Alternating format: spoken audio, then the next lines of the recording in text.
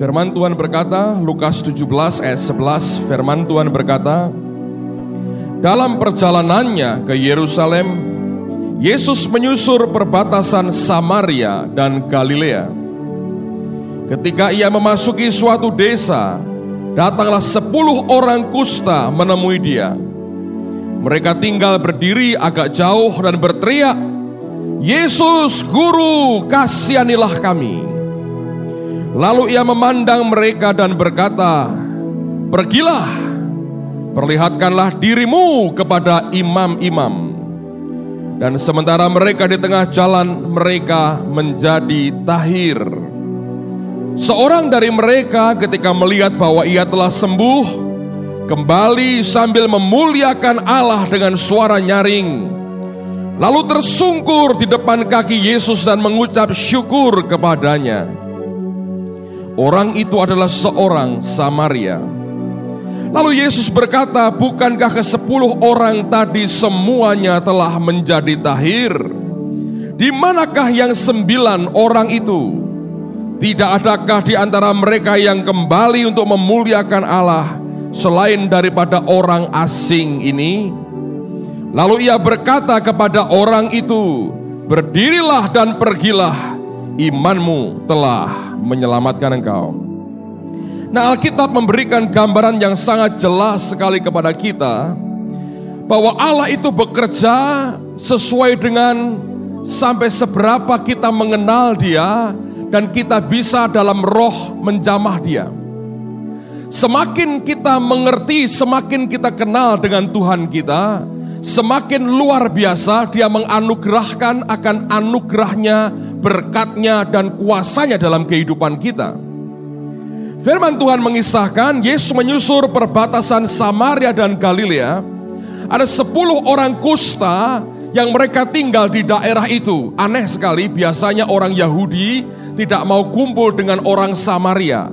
Tapi waktu nasib mereka sama-sama kena kusta dan dikucilkan oleh keluarganya, penderitaan bisa menyatukan orang, tapi hanya sementara, saudara. Ya, penderitaan bisa membuat kita bersatu, tapi kalau persatuan itu karena penderitaan, itu persatuan yang sementara.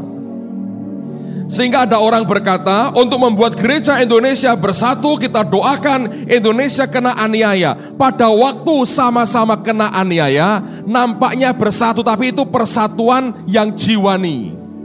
Nanti aniayanya hilang, ribut lagi, saudara, percayalah. Karena bukan itu yang membuat orang sebetulnya disatukan oleh Tuhannya. Nah, tapi 10 orang ini mereka bersatu. Satu di antaranya paling tidak Alkitab berkata adalah orang yang kena penyakit kusta, itu adalah orang Samaria.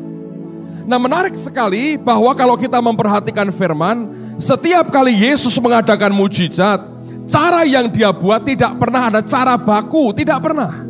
Dia gunakan berbagai macam cara yang orang tidak pernah bisa berkata, ini merupakan cara bakunya Yesus menyembuhkan orang yang sakit. Nah, dalam kasus yang kita baca, Lukas 17 tadi, 10 orang kusta ini saya percaya, mereka sudah mendengar apa yang dikerjakan oleh Yesus. Sehingga timbul iman dalam hatinya. Tapi lihat, saya mau tunjukkan pada pagi hari ini, mereka mengenal Yesus dalam suatu sisi tertentu dan itu sebenarnya cukup untuk membuat mujizat Allah dinyatakan. Nah, apa yang mereka katakan waktu mereka melihat Yesus melewati mereka, semua mereka serentak berseru, Yesus, Guru, kasihanilah kami. Dalam bahasa Inggrisnya mereka berkata, Jesus, Master, have a mercy on us. Yesus, Tuhan kami, berbelas kasihanlah kepada kami. Tapi kalau Anda melihat akan terjemahan aslinya, dalam bahasa Gerikanya kata master di sini sebetulnya bukan sebutan untuk Tuhan yang dipakai atau sebutan untuk menyebut seorang guru. Tapi bahasa aslinya digunakan kata epistates dan kata itu artinya sama dengan komandan, saudara. Rupanya 10 orang ini mendengar orang ini berkuasa di dalam perkataannya. Apapun yang diucapkan itu akan terjadi. Sehingga mereka membandingkan Tuhan dengan seorang komandan yang berkuasa di dalam perkataannya, yang apapun yang diucapkan itu harus terjadi. Waktu mereka melihat Yesus melewati mereka, serentak 10 orang kusta, yang pada waktu itu orang berkata tidak ada harapan sembuh sampai mati mereka seperti itu. Apa yang terjadi? Mereka berseru, mereka berteriak, Yesus komandan, kasihanilah kami. Yesus yang mendengar teriakan mereka, dia melihat ada secercah iman dalam batin mereka. Paling tidak mereka kenal dia sebagai orang yang berkuasa di dalam perkataannya, dan mereka sebut dia sebagai komandan. Oleh karena mereka kenal Yesus sebagai komandan yang berkuasa dalam perkataannya, kata komandan dari kata komando, orang yang suka memberi perintah, orang yang suka memberi komando. Tidak mengherankan, lihat cara Tuhan menyembuhkan mereka. Dia sembuhkan mereka seperti seorang komandan menyembuhkan. Apa yang dia katakan? Dia berkata, go, pergilah dan tunjukkanlah dirimu kepada imam-imam. Anda perhatikan, dia tidak menjamah orang itu, dia tidak menyembuhkan dengan cara meludah atau menyampur ludahnya dengan tanah. Dia bukan mengebaskan akan jubahnya, dia tidak mengoleskan minyak, tapi dia berkata, go, pergi. Dengan kata lain seperti dia berkata, engkau kenal aku sebagai komandan, engkau sebut aku sebagai komandan. Sekarang komandan berkata go. Nah, waktu mereka pergi belum sembuh, saudara. Mereka kenal betul dia sebagai komandan, dan komandan yang mereka teriakin itu berkata pergi. Mereka turuti perkataan si komandan itu, dan waktu mereka mulai melangkah menuruti perkataan komandan, di tengah jalan mereka sembuh. Anda bisa lihat kebenaran ini. Tapi dari 10 itu 1 orang yang akhirnya terima pewahyuan yang berbeda. Waktu yang semua mereka sembuh, bahkan sebelum sampai kepada imam, mereka jalankan perintah si komandan dan mereka sembuh. Orang Samaria, dalam hatinya terbuka sesuatu. Dia bukan komandan biasa. Itu pasti Tuhan. Itulah sebabnya Alkitab berkata, dia kembali ke Tuhan dan memuliakan siapa, saudara? Allah dengan suara nyaring. Yang dia muliakan bukan komandan itu lagi. Dia muliakan Allah dengan suara yang nyaring. Saya suka dengan cara Tuhan membimbing orang sampai orang itu kenal siapa dia yang sebenarnya. Lihat, Yesus tidak keberatan dipanggil komandan. Ketika mereka kenal sebatas komandan, dia bertindak seperti komandan. Dia perintahkan, dia berikan komandonya, dan dia berkata pergi. Waktu mereka ikuti sesuai dengan pengertian yang ada pada mereka, sesuai dengan iman mereka, Alkitab berkata di tengah jalan mereka sembuh. Tapi satu di antaranya tercelik mata rohaninya. Waktu dia sadar dia sembuh, dia berkata dalam hatinya, saya percaya itu bukan orang biasa, pasti Allah yang turun ke dunia. Dia balik ke tempat Yesus, dia memuliakan Allah dengan suara nyaring. Waktu dia tersungkur di depan kaki Yesus, Tuhan bertanya, bukankah 10-10-nya sembuh? Dia tahu mengapa orang Samaria, orang asing ini hanya dia yang balik kepadaku, mana yang 9 lainnya? Dengan kata lain, sebetulnya Tuhan berharap segala sesuatu sekecil apapun yang dia pernah berikan kepada kita, dia berharap, dia expect bahwa itu akan berbuah, itu akan tumbuh, itu akan makin mekar, itu akan makin kuat dalam hidup kita, membuat pengenalan kita akan Tuhan akan makin bertambah kuat. Waktu orang ini balik memuliakan Allah dengan suara nyaring, dia tahu bahwa ini Tuhan dan tersungkur di depan kaki Yesus. Hal berikutnya yang dia alami dan 9 lain tidak alami, apa itu, saudara? Dia berkata, pergilah, imanmu telah apa? Menyelamatkan engkau. Imanmu telah menyelamatkan engkau. Waktu dia kenali dia sebagai Allah, dia mengalami hidup kekal dalam Kristus Yesus. Amen. Betapa pentingnya semua kita kenal dengan Tuhan kita dan makin kenal dia lagi. When I say Master, when I say Father, when I say Savior, when I say Jesus. Pada waktu kita bisa lihat siapa dia, kita sebut namanya, kita panggil dia, sesuatu yang berbeda akan mulai terjadi dalam kehidupan kita. Kekristenan itu menarik, bukan sesuatu yang monoton, tapi sesuatu yang hidup, yang mengubah akan kehidupan kita. Amen, saudara. Mari angkat tangan sama-sama sekali lagi. Katakan, when I say Master, my sorrow disappear. When I say Father, He drives away my fear. When I say Savior, my blinded eyes can see. Mataku yang buta bisa melihat. Saya berdoa hari ini, semua mata roh kita dicelekkan oleh Allah karena kebenaran yang Dia beri. Amen. Mari berdiri sama-sama. When I say Master, my sorrow disappears.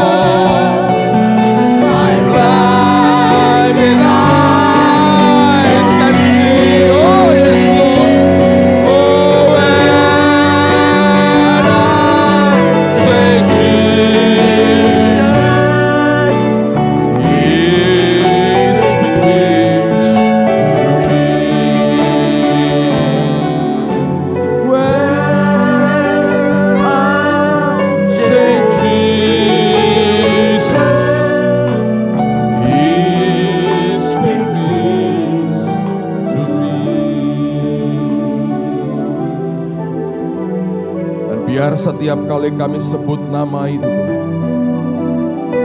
ada sesuatu yang baru yang Kau anugerahkan dalam batin kami, supaya kami bisa memandang dan melihat akan siapa Engkau yang sebenarnya, mengenali Engkau secara dekat, tahu dan kenal akan Tuhan kami, dan hidup berdasarkan pengenalan kami akan Engkau. Bukan lagi apa kata orang tentang Engkau, tapi biarkan dan izinkan dan bawa setiap kami ya Roh Kudus mengenal pribadi Tuhan kami secara benar, dan kami mengalami kenyataan Tuhan itu di dalam kehidupan kami. Pagi ini sekali lagi kami minta demi nama Yesus, curahkan roh hikmat dan wahyu di tengah-tengah kami, yang mencelikkan mata rohani kami untuk membuat kami mengerti akan kebenaran-Mu. Dan kami berjanji memberikan segala kemuliaan hanya bagi-Mu. Demi nama Tuhan Yesus, dan semua yang berharap berkata, amin. Silakan duduk saudara. Nah sekarang mari kita buka kitab Kejadian pasal yang pertama. Dalam beberapa kali kebaktian kita terakhir ini, 2-3 minggu terakhir ini, kita belajar tentang kasih karunia. Dan saya tahu bagi banyak saudara masih merupakan hal yang membingungkan. Dan saya terima beberapa pertanyaan, dan ketika saya baca, saya sadar sesuatu bahwa Anda belum ngerti apa yang saya sampaikan sebetulnya. Kekacauannya masih terlalu banyak dan terlalu dalam sehingga harus diluruskan lagi. Baik, step by step. Saya tidak menyalahkan saudara, karena apa yang saya bagikan ini adalah hasil perjalanan pengalaman dengan Tuhan belasan tahun. Nah, bagaimana belasan tahun dibagikan dalam 1, 2 kali, 3 kali kebaktian, saya yakin tidak akan pernah bisa dicapai dalam waktu singkat. Sebab yang benar adalah kalau Anda terima kebenaran, seberapapun yang Tuhan hari-hari ini bukakan kepada saudara, sejauh itulah yang sebetulnya Tuhan mau kita semua mengalaminya. Bukan hanya kita tahu sebagai konsep dalam pikiran kita, tapi kita mengalami realita kebenaran itu dalam kenyataan kehidupan kita sehari-hari. Nah, pada waktu kita bisa mengalami, kita bisa menikmati, kita bisa berkata, ya aku mengalaminya, makin Anda mengalami, makin terbuka mata rohanimu. Nah, makin terbuka, makin gampang sebetulnya Allah akan membawa kita dalam seluruh kebenaran. Roh Kudus itu akan memimpin kita, kata Yesus, di dalam seluruh kebenaran. Dia akan bawa kita langkah demi langkah sampai kita mengenal seluruh kebenaran. Sampai hari ini saya masih belajar, dan saya berharap semua saudara orang-orang yang terus mau belajar dengan Tuhan. Amen, saudara. Nah, sekarang saya mau sambung lagi, saya mau jelaskan dulu step by step, dan saya harap Anda tidak bosan dengar itu. Dan lalu minggu depan Anda mabuk-mabuk dalam roh Tuhan dulu ya, belly-belly dan drink. Daryl Stott akan datang di tengah-tengah kita. 2 minggu Anda mabuk, nanti kita belajar lagi. Amen, saudara. Kalau enggak begitu, mabuknya mabuk pusing di kepala aja. Oke, sekarang buka Kejadian pasal yang pertama. Saya tunjukkan sesuatu yang simple sekali. Beberapa hari yang lalu Tuhan mengajarkan kepada saya. Kemarin pagi saya bagikan sebagian ini di persekutuan di Ungaran, di Taman Getsemani. Saudara yang sudah dengar lagi, karena saya tahu 10 kali saya bicara pun belum tentu dengan gampang dimengerti dan dicerna. Sementara itu Anda berdoa minta supaya Roh Allah mewahyukan. Kalau tidak, saya berkata pada istri saya kemarin, kadang-kadang saya frustrasi, saya mau mencoba menjelaskan, tapi dari mana dan dari mana ujungnya saya nggak tahu, saudara. Jadi saya akan bicara seperti yang Tuhan sampaikan di hati saya, lalu Anda serap dalam rohmu, nanti Anda akan mengerti nyampainya kemana, gitu, oke, saudara ya. Kejadian pasal yang pertama, lihat pada ayat yang ke-26 sampai dengan ayat yang ke-28. Nah sekarang mari kita baca aja bersama-sama 3 ayat ini, lalu kemudian Anda bisa mengerti apa yang Tuhan mau sampaikan hari ini. Kejadian pasal yang pertama, lihat mulai ayat 26, 27, 28, kita baca sama-sama. 2, 3. Berfirmanlah Allah, baiklah kita menjadikan manusia menurut gambar dan rupa kita, supaya mereka berkuasa atas ikan-ikan di laut dan burung-burung di udara, dan atas ternak, dan atas seluruh bumi, dan atas segala binatang melata yang merayap di bumi. Maka Allah menciptakan manusia itu menurut gambarnya. Menurut gambar Allah diciptakannya dia, laki-laki dan perempuan diciptakannya mereka. Allah memberkati mereka, lalu Allah berfirman kepada mereka, beranak cuculah dan bertambah banyak, penuhilah bumi dan taklukkanlah itu. Berkuasalah atas ikan-ikan di laut dan burung-burung di udara, dan atas segala binatang yang merayap di bumi. Jelas, saudara? Nah, dengerin dulu. Saya harap saya bisa jelaskan sesimpel mungkin, Anda dengerin baik-baik, karena kalau Anda bisa belajar dari kejadian ini saja, cara berpikir kita akan berbeda. Waktu Allah menciptakan manusia, Anda perhatikan di Alkitab saudara, hal pertama yang Tuhan kerjakan pada manusia atau berikan kepada manusia itu apa? Coba dibaca. Maka diciptakannya apa? Laki-laki dan perempuan diciptakannya mereka, lalu Allah apa? Memberkati. Sekarang saya mau tanya, apa yang dikerjakan manusia sehingga Allah memberkati mereka? Coba lihat ayat Alkitab. Kalau baca, jangan kayak baca komik atau Mas Bei, saudara. Saya ulang tahun dikasih teman-teman itu komiknya Mas Bei. Nah itu kalau baca 10 menit selesai lah, dilihat gitu-gitu. Oh lucu, nyengir sedikit, lempar, cung. Nah kalau baca Alkitab berbeda, karena itu setiap pernyataan Tuhan itu punya kuasa besar mengubah hidupmu. Sekarang lihat Alkitab saudara masing-masing. Oke? Maka diciptakannya mereka laki-laki dan perempuan, lalu Allah apa? Sekarang saya mau tanya, apa yang manusia lakukan sampai Tuhan memberkati? Ngapain? Nggak ngapa-ngapain loh. Sekarang ini kan begini saudara, kalau ada orang diberkati, buat kita ini barang aneh. Betul nggak? Sehingga waktu orang itu bersaksi, responnya bisa macam-macam. Saking anehnya ini kalau dengar orang diberkati ini ya, saking anehnya dia bersaksi, puji Tuhan, Allah memberkati saya. Orang berkata gini, wah luar biasa. Itu yang positif ya, yang masih mendingan lah, lumayan reaksinya. Kalau terus-terusan dia bersaksi Allah memberkati, orang berkata bohong itu orang. Betul nggak saudara? Kenapa? Karena bagi kita itu aneh. Tapi lihat pada asal muasal mula-mulanya, waktu manusia itu diciptakan, hal pertama yang mereka terima apa saudara? Berkat. Segala sesuatu dalam kehidupan kita ini, saya nggak ngomong hanya materi loh saudara ya. Dalam arti luas, segala sesuatu dalam kehidupan kita ini, yang tanpa berkat Tuhan nggak ada yang baik. Makanya kita perlu berkat, betul kita perlu berkat. Hanya sekarang konotasinya, kalau orang ngomong berkat selalu berkaitan dengan materi, dengan uang. Tidak selalu.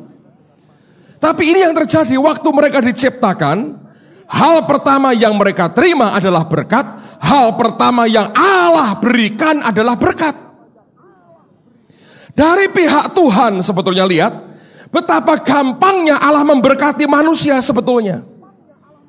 Dari pihak manusia, betapa gampangnya terima berkat, pada mulanya begitu. Dan saya yakin waktu kita lahir baru, semestinya roh kita hidup seperti manusia yang memiliki lagi hubungan dengan Allahnya. Jadi kalau saya berbicara di depan orang lahir baru, kejadian pasal pertama ini relevan banget bagi kita.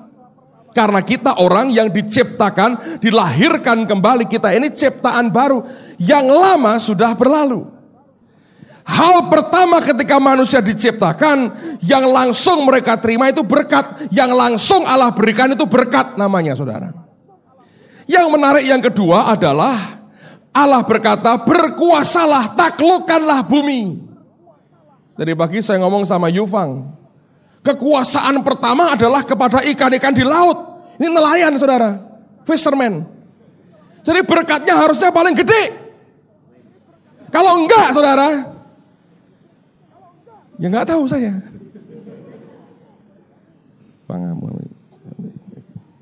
Jangan mau lagi dikerjain sama istrimu.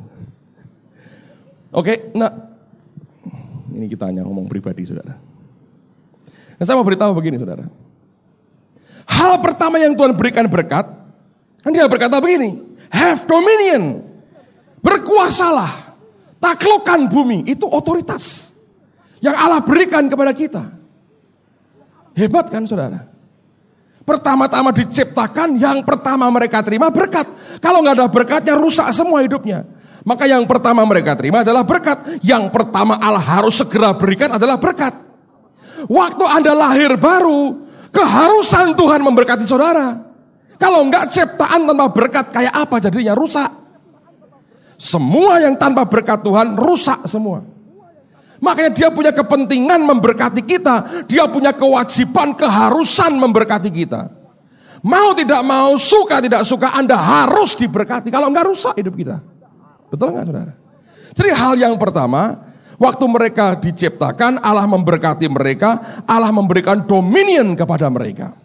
Jadi sekali lagi saya berkata, kalau orang hidup dalam berkat itu wajar. Tapi karena sekarang ini kenyataannya, banyak orang Kristen yang berkata, susahnya ya hidup dalam berkat itu. Betapa setengah matinya untuk hidup diberkati. Betul nggak, saudara? Jadi kalau orang bersaksi aku diberkati, buat kita itu barang aneh sebetulnya. Sebetulnya tidak. Yang aneh itu yang merasa aneh tadi, sebetulnya. Yang bersaksi dan menikmati berkat itu yang normal, yang wajar. Oke? Nah sekarang, di mana letak permasalahannya? Mengapa ada orang-orang, nah orang yang sudah ngerti, nanti saya tunjukkan rahasianya. Orang yang sudah nyampe ke situ, Anda akan tahu, dia akan hidup dalam kasih karunia Allah. Dan Roma berkata tegas, itu bukan karena usaha kita, bukan. Tapi murni karena anugerah. Itu kasih karunia Allah yang diberikan kepada kita. Nah sekarang Allah memberikan berkat, Allah memberikan kekuasaan dominion. Dia berkata taklukkan bumi. Artinya kita memiliki kekuatan untuk menaklukkan. Kita punya kuasa, otoritas, dominion untuk menaklukkan. Dan sebelumnya kita sudah diberkati. Tapi sebetulnya lihat, apa yang dia berikan itu bukan sekedar ya berkat, dominion, selesai. Bukan, saudara. Kalau Anda perhatikan pada pasal 2 ada sesuatu di sini. Pasal pertama, Anda garis bawahi kata taklukkanlah itu, berkat, taklukkan, Anda garis bawahi. Tulis di sampingnya, ini merupakan kuasa untuk menaklukkan, gitu ya. Pasal pertama Anda tulis di samping Alkitab saudara itu, supaya tidak dilupakan seumur hidup. Oke, sekarang pasal 2. Lihat pada ayat yang ke-15, saya bacakan buat saudara. Tuhan Allah mengambil manusia itu dan menempatkannya dalam Taman Eden untuk mengusahakan dan memelihara taman itu. Lalu Tuhan Allah memberi perintah ini kepada manusia. Semua pohon dalam taman ini boleh kau makan buahnya dengan bebas. Tetapi pohon pengetahuan tentang yang baik dan yang jahat itu apa? Janganlah, garis bawahi kata janganlah kau makan buahnya, sebab pada hari engkau memakannya pastilah engkau mati. Nah sekarang saudara, Anda dengarin baik-baik. Rupanya semua berkat dan dominion yang Allah berikan kepada kita itu bukan asal berkat dan dominion yang lepas begitu saja, tetapi sebenarnya diwadahi oleh Allah. Nah wadahnya atau tempatnya adalah ketika dia berkata jangan. Dari semua berkat yang dia beri dan semua tugas kekuasaan yang Allah berikan kepada manusia, Tuhan kunci dengan satu kata, yaitu kata jangan. Kata jangan itu sebetulnya menunjukkan bahwa Allah yang menaklukkan manusia. Manusia boleh menaklukkan semua ciptaan Tuhan, tapi manusia menaklukkannya di dalam penaklukan manusia itu kepada Allah. Saya ulang lagi, Anda dengar baik-baik, karena ini kuncinya dan ini rahasianya. Manusia terima berkat, manusia terima dominion, terima kekuasaan. Untuk diberkati, terima kuasa, itu merupakan hal yang wajar. Itu merupakan keharusan Allah memberkati kita. Ternyata cara Tuhan memberkati itu adalah tidak sekedar kekuasaan diberikan dengan tanpa batasan apapun. Dia berikan selesai, dia lepaskan dan kemudian tidak ada apa-apa. Tetapi luar biasanya, dari semua otoritas yang dia beri itu, dia kunci dengan satu kata jangan. Kata itu Allah berkata, hei aku punya otoritas dalam hidupmu. Semua itu engkau boleh lakukan di dalam penaklukanmu kepadaku. Dan itulah sebabnya dia berkata jangan. Kata jangan dalam bahasa Yunani artinya jangan. Dalam bahasa Ibrani artinya jangan. Dalam bahasa Jawa artinya ojo, sekali-kali mbok coba katanya. Anda ngerti itu? Jadi gak usah diterjemahin yang lain. Jangan ya jangan saudara. Don't. You shall not, kamu tidak boleh. Jangan makan. Kata itu sebetulnya dia berkata, engkau punya dominion, engkau punya otoritas, tapi tempatnya, lingkupnya adalah di dalam penaklukan dirimu kepadaku, kata Tuhan. Nah, saya gambarkan begini. Ini ada air minum, saudara. Mereknya Adi. Air minum. Okay? Air minum ini adalah airnya itu berkat. Berkat ini saya bisa nikmati hari ini selama berkat yang namanya air ini ada dalam wadahnya. Wadahnya inilah yang ketika Allah berkata, jangan. Dia tunjukkan akan kemahakuasaannya, akan otoritasnya terhadap manusia dengan berkata, jangan. Selama manusia tidak merobek akan wadahnya ini, maka air ini kita bisa nikmati. Tapi kalau saya ambil pisau atau silet, kemudian saya robek akan bungkusnya atau plastiknya, apa yang terjadi, saudara? Seluruh isi air ini akan tumpah. Pertama mungkin karpet akan basah, yang kedua baju saya akan basah karena air ini. Dan itu yang dibuat oleh manusia. Manusia tahu Allah menjanjikan semua berkat, tapi kemudian dia robek otoritas yang sebetulnya harus diberikan kepada Allah.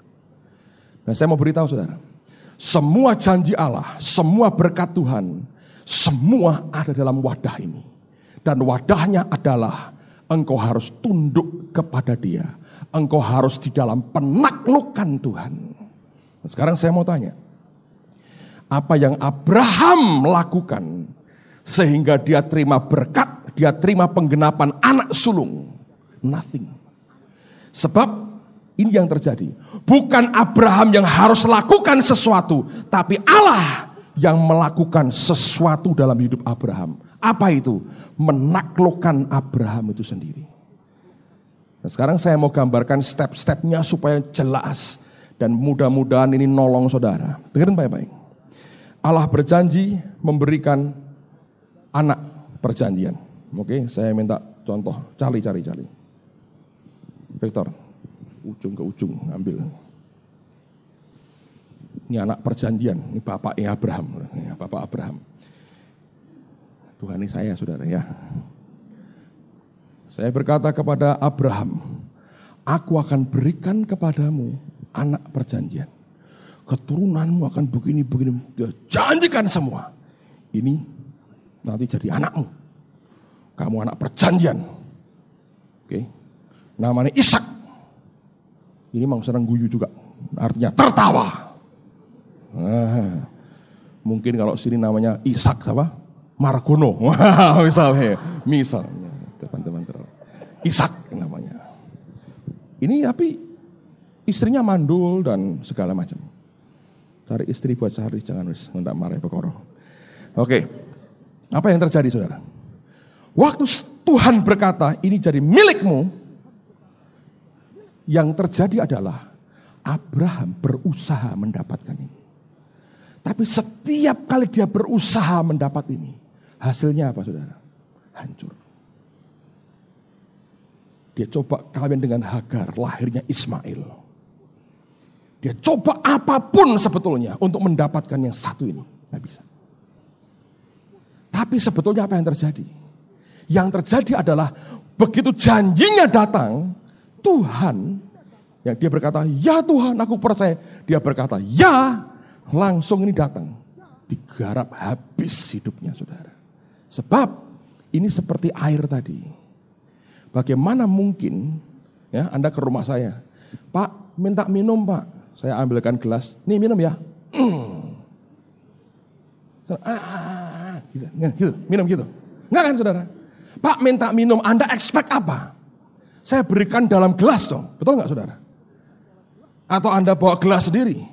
Pak minum ya, ambil gelas sendiri. Itu wadahnya. Air enggak mungkin saya siramkan ke muka saudara, lalu Anda dengan gaya tukang silat, enggak bisa saudara. Maka ketika dia berkata, ya Tuhan, aku mau ini. Dia bilang, beres. Lalu saya garap hidupnya.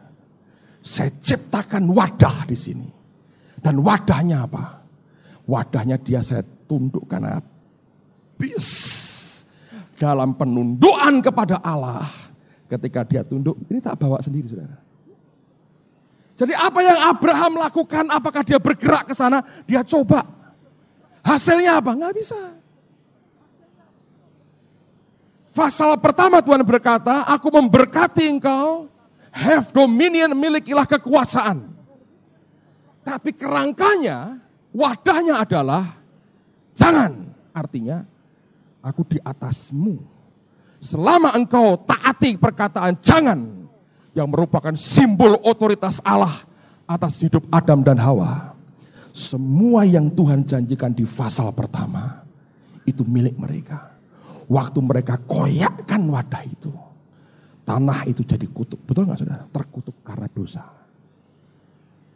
Ketika Abraham selesai dalam penundukan kepada Allah, tidak punya kekuatan lagi, sudah tidak berdaya tolong Tuhan lagi, dia berkata, Tuhannya datang, tahu? Gua El Shaddai, Kejadian 17. Dan dalam waktu singkat sejak itu, anak itu lahir. Hanya butuh beberapa kalimat untuk menandakan Ishak itu lahir. Butuh hanya beberapa kalimat. Butuh cukup banyak pasal untuk penundukan seperti ini. Anda bisa ngerti dengan jelas, saudara. Ulangi lagi, mungkin lagi. Ganti cerita, saudara. Yusuf sekarang. Ini impiannya Yusuf. Okay. Ini nyata, bukan impian, tapi saya gambarkan sebagai impian. Supaya Anda jelas. Tuhan berkata, dia kasih mimpi. Semua berkas-berkas saudara-saudaranya tunduk ke dia. Wah, dia bilang luar biasa. Bulan, bintang, matahari tunduk ke dia. Bapaknya berkata, wah, aku suruh tunduk sama kamu ya. Cuman Yakub kenal Tuhan. Walaupun dia ngamuk, reaksi pertama dagingnya keluar. Rohnya berkata, ya bisa. Sebab dia berkata jujur, Esau juga tunduk sama gua. Sekarang aku tunduk sama anakku, bisa. Oh dia kok ngerti, disimpan di hati. Anak-anak yang lain gak bisa nerima. Mereka tidak punya pengenalan akan Tuhan. Oke, Allah berkata, Yusuf, kamu akan terima ini. Janjiku kepadamu, kamu akan berkuasa, punya otoritas, seluruh keluargamu satu kali nyembah kepadamu. Dan ini orang cerita-cerita, wah aku untuk penglihatan, wah aku tadi ini pendeta gede gitu kan saudara. Semua orang kalah ambil aku. Cerita-cerita, konco-koncone sebel. Khotbah weteng pecotot jadi pendeta gede, ora karuan ngono, ora ngeluh. Khotbah ora ngerti ujung pangkalnya ruwetok ngono dari pendeta gede, tidak mungkin. Makin dia khotbah, orang berkata, enggak masuk akal. Mungkin 1 detik menjelang Yesus datang kali jadi pengkhotbah gede terus kemudian Tuhan datang. Jadi orang semua mencemooh akibat dari bocor mulut saudara. Kita kan seringkali begitu bergairah dengan janji Allah, cerita kanan kiri, akhirnya kita dimatikan oleh kanan kiri kita. Banyak orang buat begitu. Oke. Begitu dia berkata, ya aku percaya. Bukti dia percaya apa? Dia cerita ke semua orang sampai ke papanya dia bilang, bapakku satu kali tunduk kepada ngamuk loh Yakub saudara. Walaupun akhirnya sadar dalam rohnya disimpan di hati. Tapi ini impian, ini dreamnya dia. Saudara tahu apa yang Yusuf lakukan sehingga dapat ini? Enggak ada. Bahwa dia hidup takut akan Tuhan itu memang karakternya.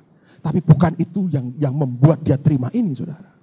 Yang dia alami adalah 13 tahun lamanya. Tangan Tuhan ini gini.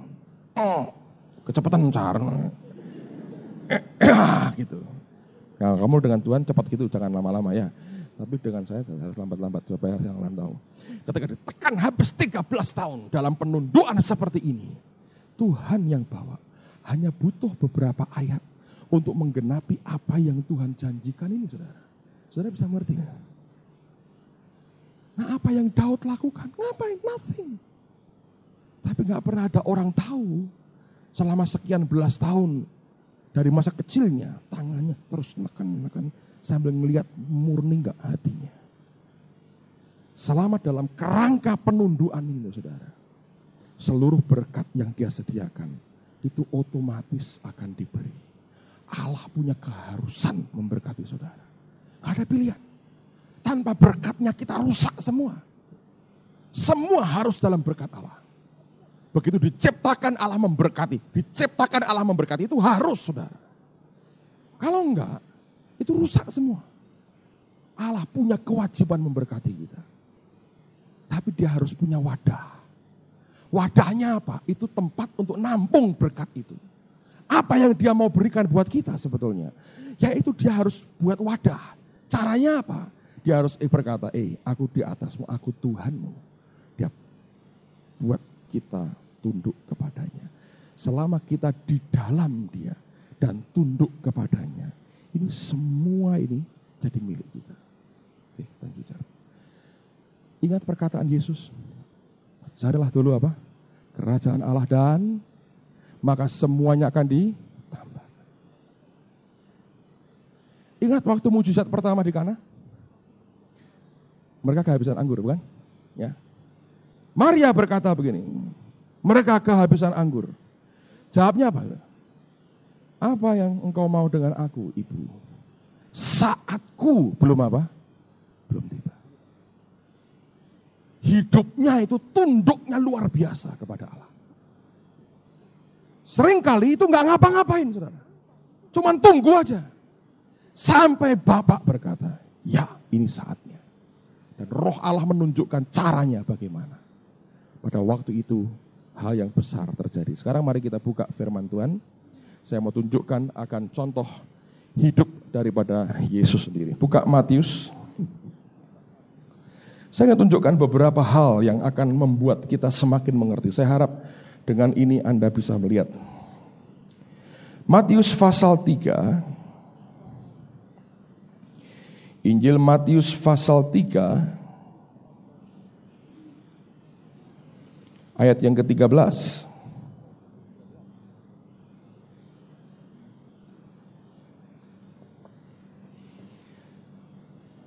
Matius pasal 3. Ayat yang ke-13.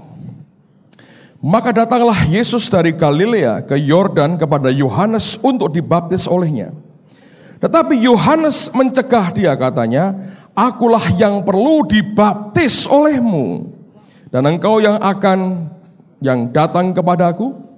Lalu Yesus menjawab katanya kepadanya, biarkanlah hal itu terjadi, karena demikianlah sepatutnya kita menggenapkan seluruh kehendak Allah. Jadi kalau orang tidak menggenapkan kehendak Allah tidak patut, saudara, ngerti ya? Kalau menggenapkan itu sepatutnya. Kalau orang hidup dalam tidak menggenapkan kehendak Allah, itu orang kurang patut, ngerti saudara ya? Dia berkata sepatutnya kita menggenapkan seluruh kehendak Allah, dan Yohanes pun menurutinya. Sesudah dibaptis, Yesus segera keluar dari air, dan pada waktu itu juga langit terbuka dan ia melihat Roh Allah seperti burung merpati turun ke atasnya. Lalu terdengarlah suara dari surga yang mengatakan, inilah anak yang kukasihi, kepadanyalah aku berkenan. Perkenan Tuhan itu karena apa, saudara? Yesus belum khotbah, Yesus belum mengajar, belum menyembuhkan orang sakit, membangkitkan orang mati pun belum mati disalib, belum bangkit dari antara orang mati, belum menebus dosa manusia, belum. Dia baru mulai keluar, dan langkah pertama yang dia buat adalah dia minta dibaptis, karena dia tahu ini menggenapkan seluruh kehendak Bapa. Nah, karena dia melakukan seperti yang Bapa inginkan, itulah yang membuat Bapa berkata, inilah anakku yang kukasihi dan kepadanyalah aku berkenan. Perkenannya bukan karena perbuatannya, perkenannya bukan karena pelayanannya, perkenannya bukan karena mujizat yang dia buat. Perkenan itu terjadi oleh karena dia menggenapkan apa yang Bapa sebetulnya rencanakan dalam hidupnya. Dengan kata lain, penundukan dirinya kepada Bapa itu yang luar biasa. Yohanes pasal 8, coba lihat saudara. Injil Yohanes pasal yang ke-8.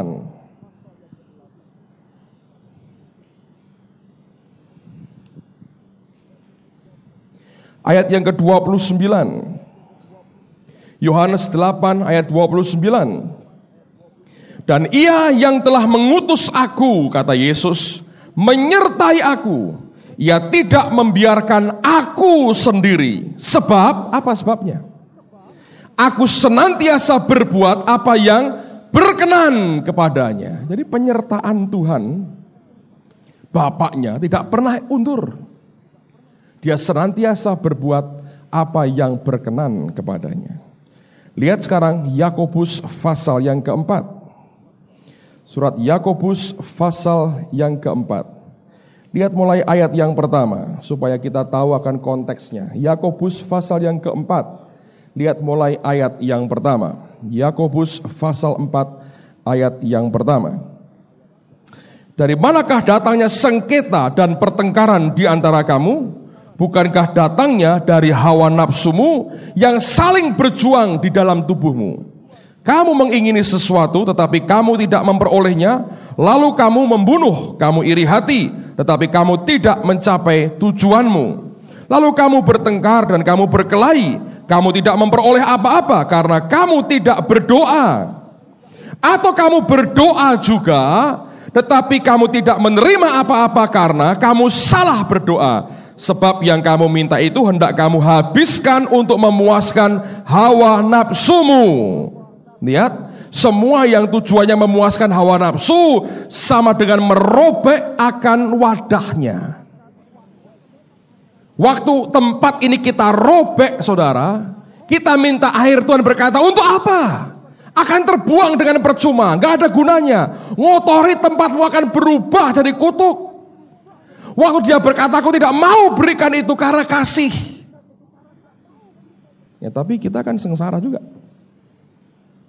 Kesalahan yang kita buat sendiri, kita robek tempat berkatnya. Oke, teruskan lagi. Ayat berikutnya, ayat 4. Hai kamu orang-orang yang tidak setia, tidakkah kamu tahu bahwa persahabatan dengan dunia adalah permusuhan dengan Allah?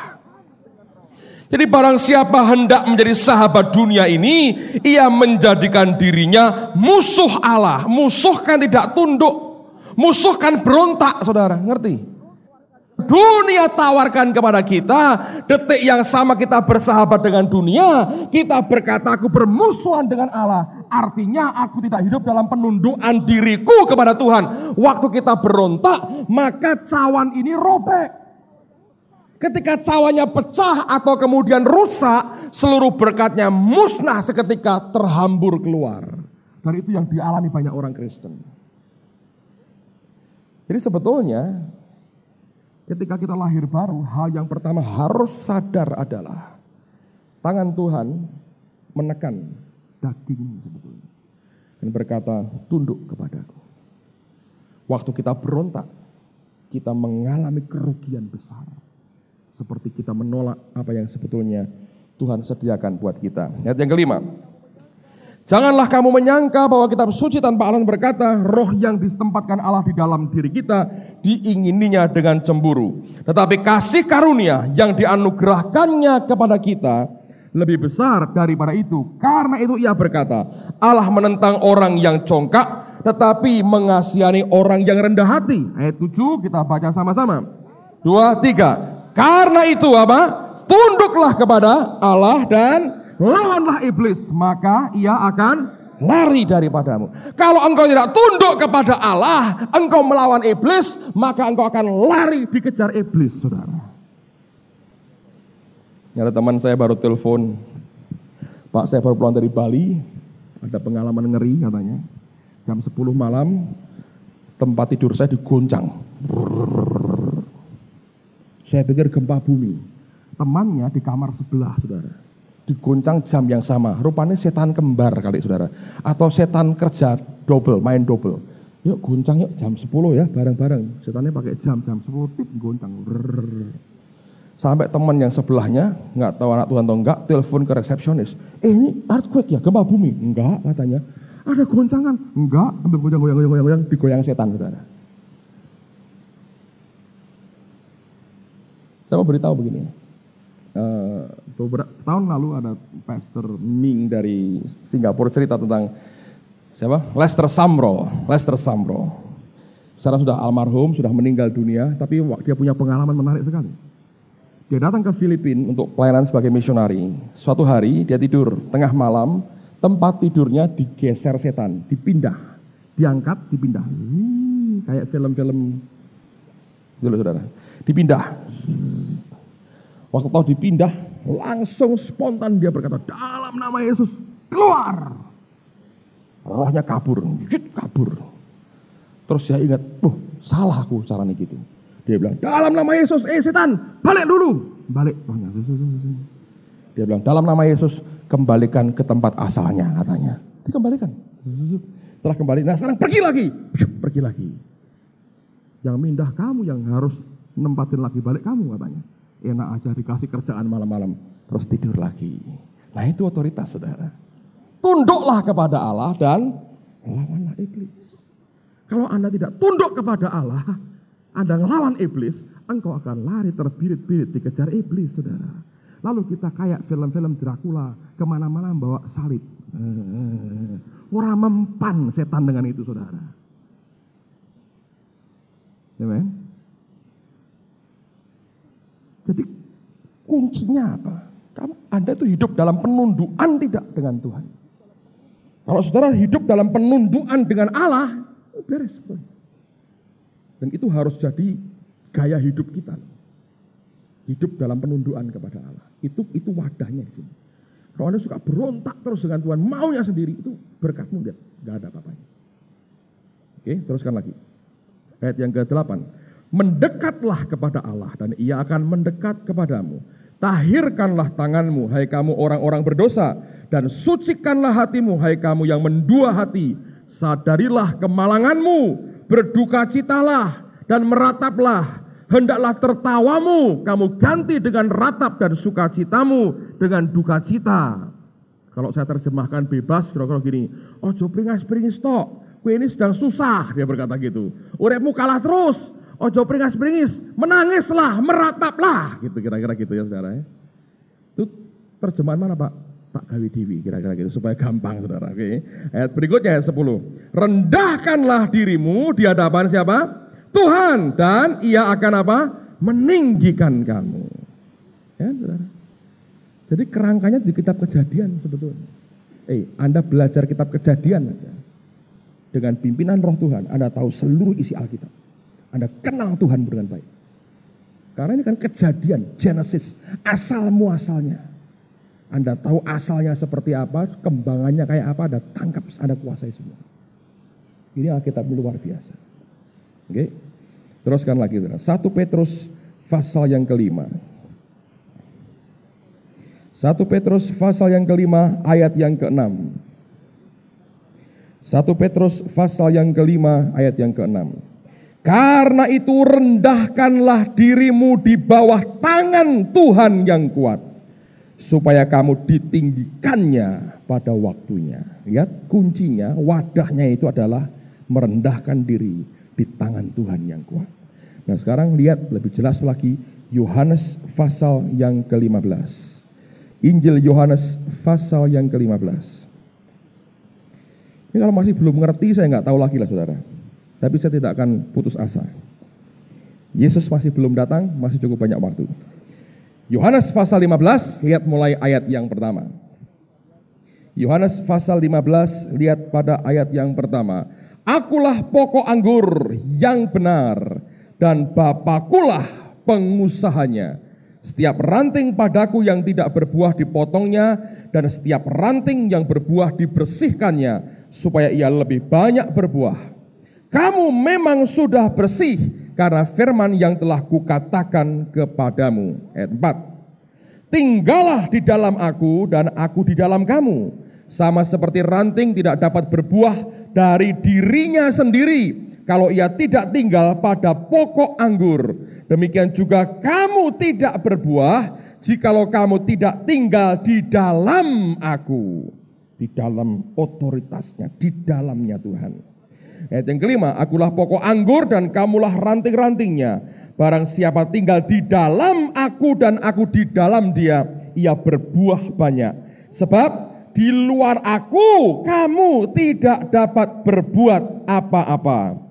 Barang siapa tidak tinggal di dalam aku, ia dibuang keluar seperti ranting dan menjadi kering. Kemudian dikumpulkan orang dan dicampakkan ke dalam api lalu dibakar. Jikalau kamu tinggal di dalam aku dan firmanku tinggal di dalam kamu, dia berkata apa? Mintalah apa? Mintalah apa? Apa saja. Dan itu pasti yang sesuai dengan kehendak Tuhan. Karena apa? Anda tinggal dalam otoritasnya Allah. Nah, saya berhenti dulu sebentar ya. Terus dulu sampai kita selesai. Mintalah apa saja yang kamu kehendaki dan kamu akan menerimanya. Dalam hal inilah Bapakku dipermuliakan, yaitu jika kamu berbuah banyak dan dengan demikian kamu adalah murid-muridku. Nah sekarang orang begini, Pak, kalau semua kehendak Tuhan, itu apa kita nggak boleh punya rencana? Tadi pagi saya cerita dengan Jufang begini. Kitab Yeremia berkata, rancangan Tuhan itu rancangan damai sejahtera, memberikan hari depan penuh apa? Harapan. Amen, saudara. Sekarang saya mau tanya. Berarti ketika engkau lahir baru, engkau diciptakan, siapa yang percaya Allah itu punya rencana dalam hidupmu? Angkat tangan. Rencana Tuhan itu kan sama dengan cita-cita, ya kan?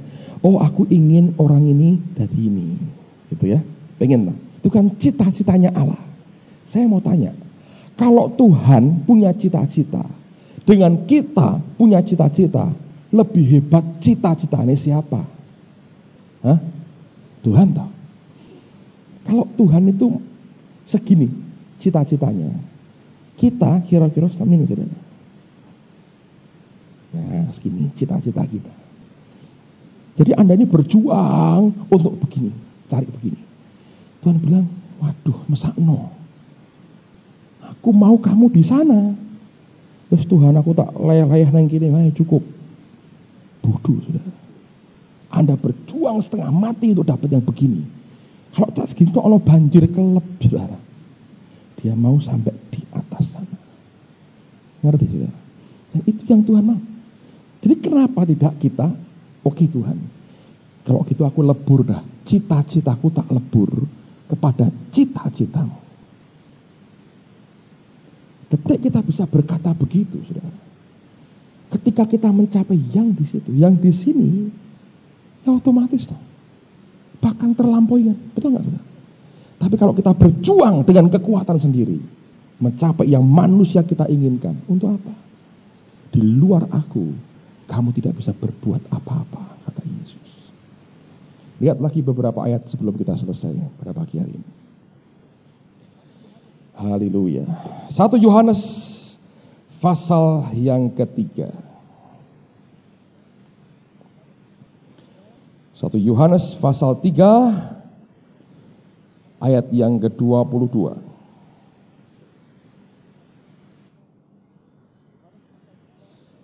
1 Yohanes pasal 3 ayat 22. Dan apa saja yang kita minta, kita memperolehnya daripadanya, karena kita menuruti segala perintahnya dan berbuat apa yang berkenan kepadanya. Jadi kuncinya di mana? Ya ini, menuruti segala perintahnya dan berbuat apa yang berkenan kepadanya. Pasal 5 dari 1 Yohanes yang sama, pasal 5 ayat 14 dan 15. Dan inilah keberanian percaya kita kepadanya, yaitu bahwa ia mengabulkan doa kita jikalau kita meminta sesuatu kepadanya menurut kehendaknya. Dan jikalau kita tahu bahwa ia mengabulkan apa saja yang kita minta, maka kita juga tahu bahwa kita telah memperoleh segala sesuatu yang telah kita minta kepadanya. Jadi kuncinya sekali lagi saya dengar baik-baik. Selalu Allah mau kerjakan hidup kita, menyediakan wadah buat kita. Wadahnya ada, berkatnya otomatis dia beri. Ayat yang paling akhir sebelum kita selesai pada pagi hari ini, Pengkhotbah pasal 2. Kita balik lagi ke Pengkhotbah pasal 2. Lihat pada ayat yang ke-24 mulai. 24 dan seterusnya. Pengkhotbah pasal 2 ayat 24 sampai akhir kita akan lihat sama-sama. Dan ini akan kembali kepada seperti yang pada waktu Kamis pertama saya sampaikan kepada saudara 2 minggu yang lalu.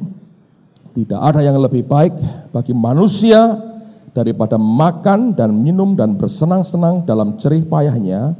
Aku menyadari bahwa ini pun dari tangan Allah. Karena siapa dapat makan dan merasakan kenikmatan di luar dia?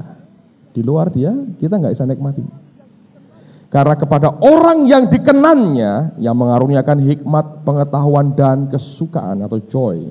Tetapi orang yang berdosa ditugaskannya untuk menghimpun dan menimbun sesuatu yang kemudian harus diberikannya kepada orang yang dikenan siapa?